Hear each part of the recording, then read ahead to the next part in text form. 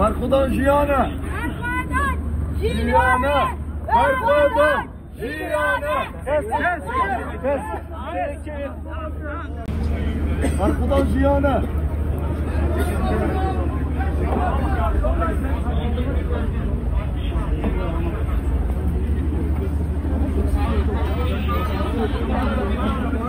Berko'dan Jiyan'a. Ya tüzene için emelere bimine. Emelere bimine. Jiyan'a gelemeyi hocam. Gelemeyi hocam. Bir selamdan korkan devlet gerçeğini görüyoruz. Bir halkın selamından korkan polis gerçeğini görüyoruz. Halkın iradesinden korkan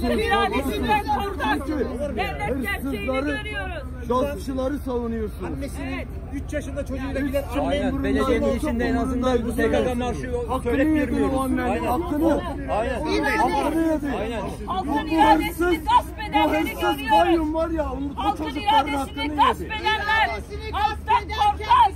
Hırsızlar halktan korkar. Talancılar halktan korkar. Darbeciler halktan korkar. Polisleri yak. Burada olduğu gibi halktan korkan devleti görüyoruz. Ondan korkan devleti görüyoruz. Her tarafa polis yığmışlar. Hem talancılar hem korkaklar. Ama merak etmeyin. Bu ülkede demokrasi Van halkının mücadelesiyle gelecek. Van halkının iradesine sahip çıkmasıyla gelecek.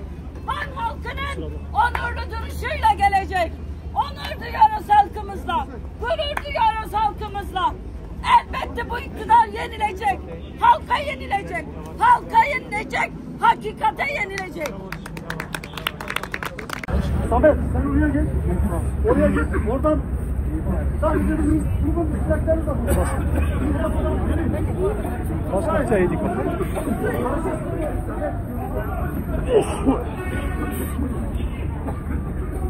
Güzel Taracı grubun yanına geliyor.